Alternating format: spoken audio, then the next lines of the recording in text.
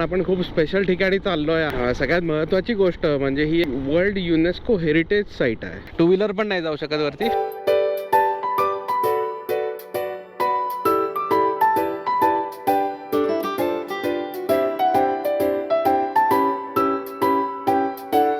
हा प्रदेश जेव्हा बहरतो त्याला दर 10 ते 15 दिवसांनी याचा रंग बदलतो। जिथपर्यंत आपली नजर जाते तिथपर्यंत बघा तुम्ही, सगळी फुलं अशी खुलली आहेत मस्त।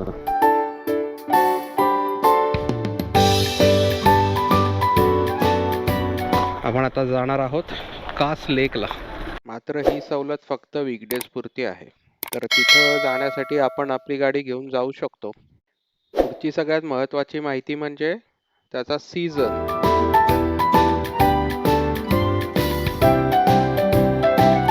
हॅलो, नमस्कार, welcome back to the channel. I hope तुम्ही खूप आनंदी असाल। मी तर आज खूप आनंदी आहे, कारण मी आज निघालो आहे पुन्हा एकदा बाईक राईडला।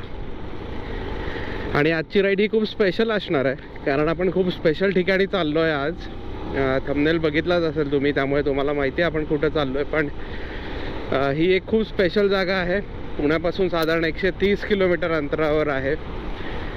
सातारा शहराच्या पासून साधारण 25 किलोमीटर अंतरावर। आणि सगळ्यात महत्त्वाची गोष्ट म्हणजे ही वर्ल्ड युनेस्को हेरिटेज साईट आहे। आणि ती जागा म्हणजे कास पठार। आजूबाजूला तुम्ही बघू शकता अजून अंधार आहे, कारण आत्ताशी 5:15 वाजलेत। आज आपण लवकर निघालो आहे थोडं घरातून। त्याची दोन महत्त्वाची कारणं म्हणजे रस्त्यावरचं ट्रॅफिक आपल्याला थोडं कमी लागेल। तसंही आपण बाईकवर आहोत त्यामुळे ट्रॅफिकचा जास्त प्रश्न नाही, पण तरीसुद्धा थोड्या मोकळ्या रस्त्यांवर बाईक राईड करायला खूप मजा येते। आणि दुसरी महत्त्वाची गोष्ट म्हणजे आपण जेव्हा कास पठारला पोहोचू त्यावेळेला तिथं फारशी गर्दी नसेल, त्यामुळे आपल्याला व्यवस्थित तिथं फुलं बघता येतील, छान आनंद घेता येईल। त्यामुळे आपण आता आज लवकर निघालो आहोत।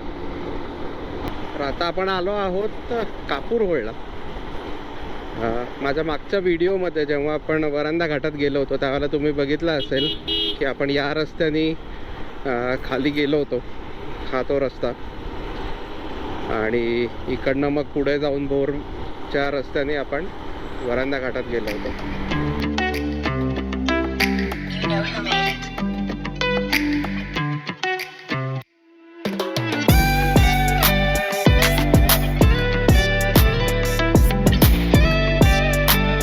आपण आता एक्झॅक्टली 50 किलोमीटरचा आपला प्रवास पूर्ण केला आहे आजचा, सकाळपासून। आणि साताराही साधारण माझ्या मते आता 50 ते 52 किलोमीटरच्या आसपास राहिला असेल इथून। आणि कास पठार त्याच्या पुढे 25 किलो। माझ्या मते लवकरच थांबूयात आणि चहा घेऊयात, कारण मला असं वाटतं की साधारण 50-60 किलोमीटर नंतर एक छोटासा ब्रेक घ्यावा प्रवास करताना, जेणेकरून तुमच्या वाहनाला आणि तुम्हाला स्वतःलाही थोडासा ब्रेक मिळतो। हार्डली एक 5-10 मिनिटाचा ब्रेक सुद्धा त्यावेळेला पुरेसा होतो। त्यामुळे आता आपण लवकरच चहा ब्रेक घेऊ। चला, चहा ब्रेक तर झाला आपला, पाय मोकळे करून झाले। आणि आता आपण आलो आहोत खंबाटकी घाटात।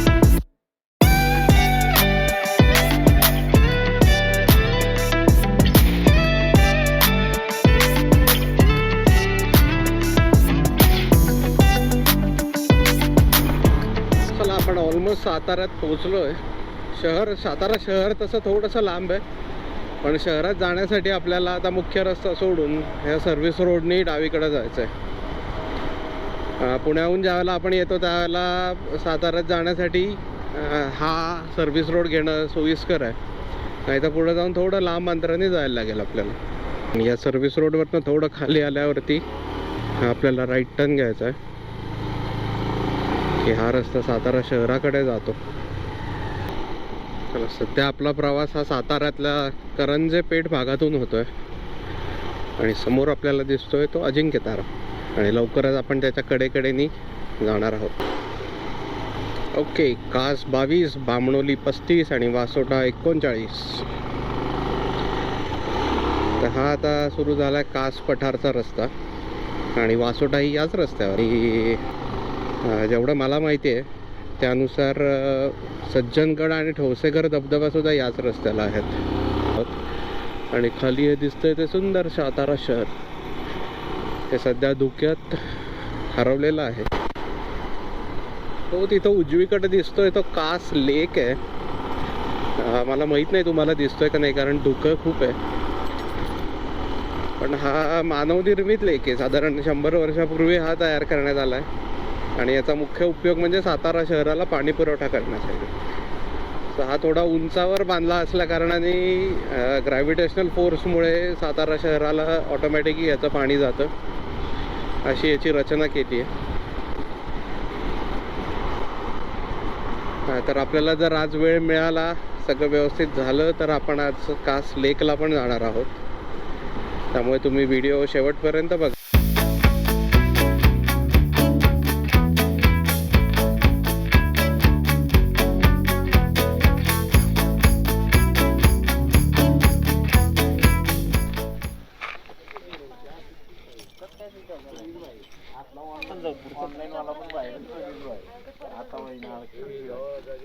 तिकीट काढायचं आहे का इथे आधी? घेतले का आधी ऑनलाईन? नाही नाही, 150 रुपये per person. किती झाले? एकच.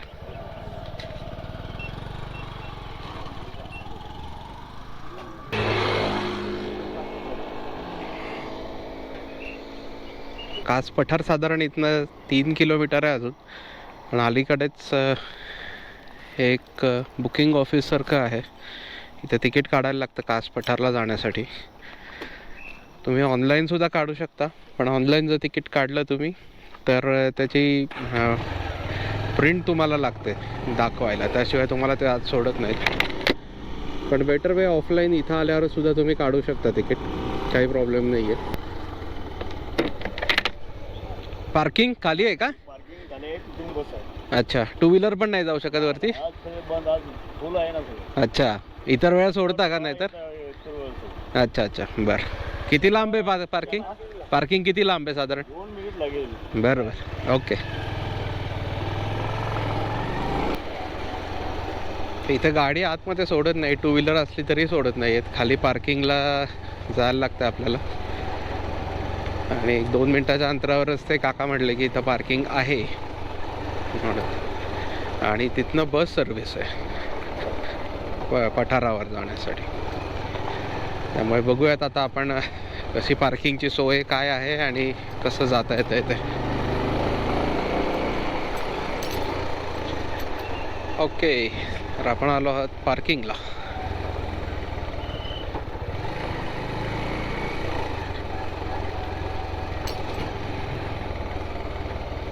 आणि 2 व्हीलर पार्किंग इथे आहे, 4 व्हीलर इथेच आहे.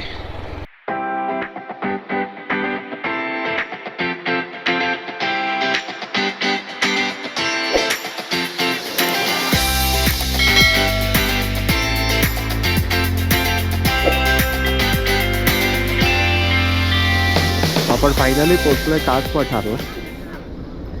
तुम्ही मगाशी बघितलं तसं पार्किंगपासून बस मिळाली मला. ही बस होती, फ्री ऑफ कॉस्ट आहे. ती तुम्हाला आयदर तुम्हाला गेट 4 किंवा गेट 3ला सोडेल आणि मग इथनं पुढं तुम्ही आतमध्ये जाऊ शकता. खूप सुंदर दिसतंय आता जे काही चित्र दिसतंय ते, आणि फुलं बहरलेली पण दिसत आहेत. मग आता आपण लवकरच आतमध्ये जाऊयात आणि बघूयात काय कुठल्या कुठल्या प्रकारची फुलं आपल्याला बघायला मिळतात इथे.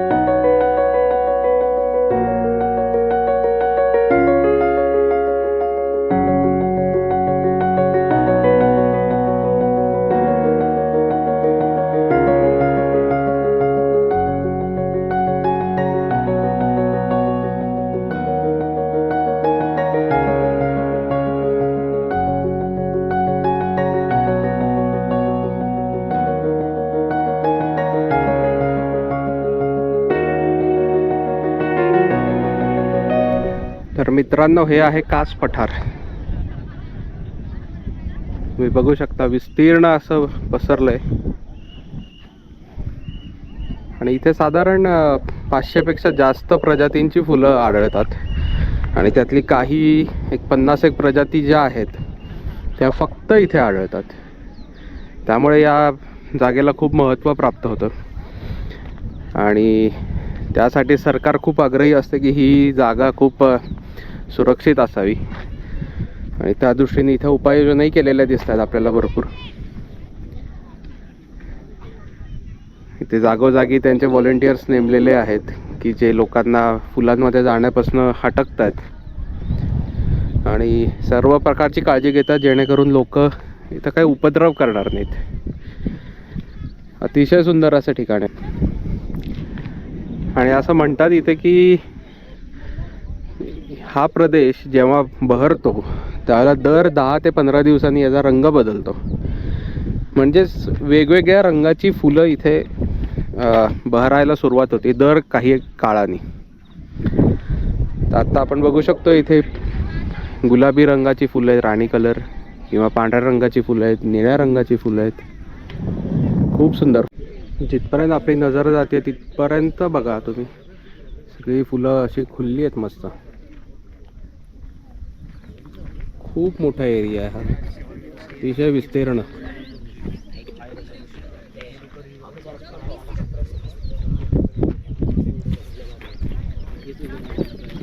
मेन कास पठाराच्या इथं थोडं पुढं आलं की हे कुमुदिनी तळं आहे इथे आणि इथं छोटी छोटी कुमुदिनीची फुलं आहेत. बघूयात, मी थोडा प्रयत्न करतो जवळून आपल्याला काही शूटिंग घेता येत आहे का याचं.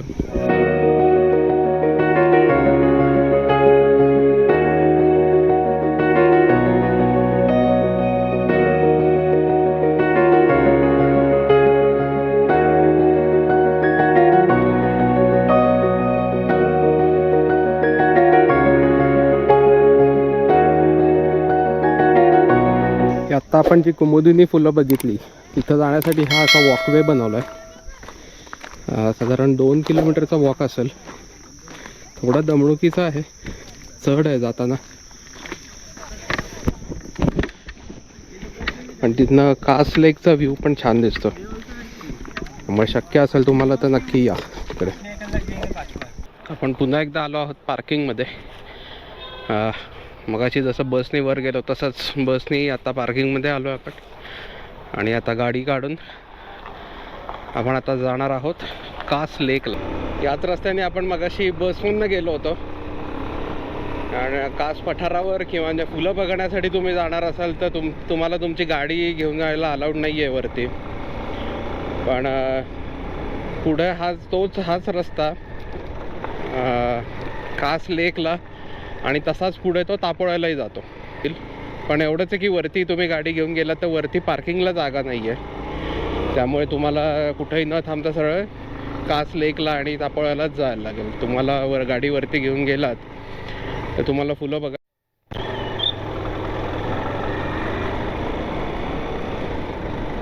इथं तुम्हाला बस सोडते आणि इथनं तुम्ही आज चालत जाऊ शकता. मगाशी तो वॉकवे बघितला तो तिथं राईट साईडला दिसतोय तुम्हाला. वन साईड 2 किलोमीटरचा वॉकवे आहे, तर साधारण 4 किलोमीटर तुमचं वॉकिंग होईल. त्यामुळे तुम्ही शक्य असेल तरच तिथे जा. थोडा दमणुकीचा रस्ता आहे, ज्यांना सवय नाही आहे त्यांच्यासाठी.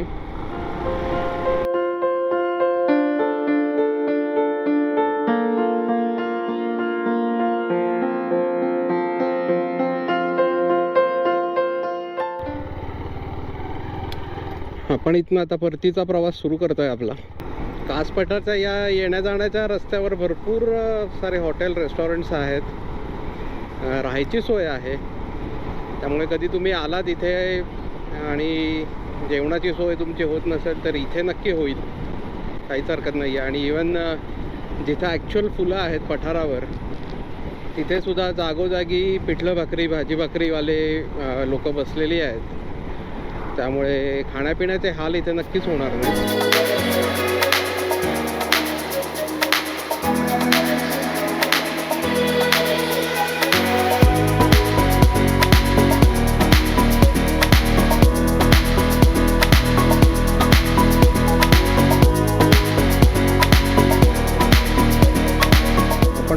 आलो आहोत सातारा शहरात आणि सकाळी ज्या रस्त्याने आपण आलो त्या रस्त्याने न जाता दुसऱ्या रस्त्याने मी चाललो आहे. त्यात थोडंसं एक्सप्लोअर करू, आतल्यात थोडं फिरू आणि मग हायवेला लागूच.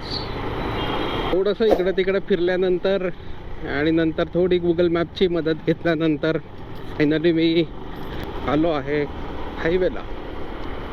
पण येतोय आनेवाडी टोल नाका, साताऱ्यानंतरचा साधारण 10 किलोमीटर नंतरचा टोल नाका आहे. तर आपण आता पोहोचत आलो आहोत शिरवळला. तर आता आपण वळूयात आपल्या मुख्य मुद्द्याकडे. जसं की तुम्ही बघताय तर आज आपण गेलो होतो कास पठारला, की जे साताऱ्यामध्ये आहे. सातारा शहरापासून 25 किलोमीटर अंतरावर आहे आणि मी जिथून राईड आज सुरू केली होती तिथून ते बरोबर 125 किलोमीटर होतं. तर पहिली महत्वाची माहिती म्हणजे पुणे ते कास पठार रस्ता हा खूप चांगला आहे. रस्त्यावर खूप सारी हॉटेल आहेत, खूप रेस्टॉरंट्स आहेत. त्यामुळे खाण्यापिण्याचा प्रश्न अजिबात येणार नाही.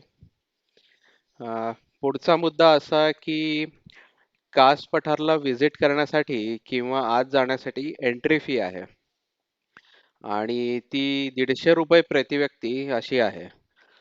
12 वर्षाखालील मुलांना कोणतीही एंट्री फी नाहीये. आणि त्याचबरोबर 3 ठिकाणी ऑफलाईन तिकीट काढण्याची सोय आहे. कास पठार एंट्री पॉइंटच्या जस्ट 100 मीटर आधी एक तिकीट बुकिंग ऑफिस आहे. तिथं तुम्ही पहिल्यांदा तिकीट काढू शकता किंवा तिथून पुढे गेल्यावर तिथं तुम्ही गाडी पार्क करता आणि बसमध्ये चढण्यासाठी लाईन लावता. तिथे सुद्धा तुम्हाला तिकीट मिळतं. आणि त्याचबरोबर ती वर पठारावर गेल्यावर जिथे बस तुम्हाला ड्रॉप करते तिथे सुद्धा तिकीट काढण्याची सोय केली आहे. या व्यतिरिक्त ऑनलाईन तिकीट काढण्याची पण सोय आहे आणि त्या वेबसाईटची लिंक मी या व्हिडिओच्या डिस्क्रिप्शन मध्ये देतोय आणि तिथूनही तुम्ही आगाऊ तिकीट बुकिंग करू शकता. पण ऑनलाईन तिकीट काढणाऱ्यांनी न विसरता तिकिटाची प्रिंट मात्र जवळ ठेवणं गरजेचं आहे. सो तिथं हार्ड कॉपी आपल्याला दाखवायलाच लागते आणि हार्ड कॉपी दाखवल्याशिवाय तुम्हाला आत ते सोडत नाहीत. तुम्ही तिकीट काढला असेल आणि मोबाईलवरती स्क्रीनशॉट वगैरे दाखवला तर तो चालत नाही. तर याची तुम्ही खबरदारी घ्या.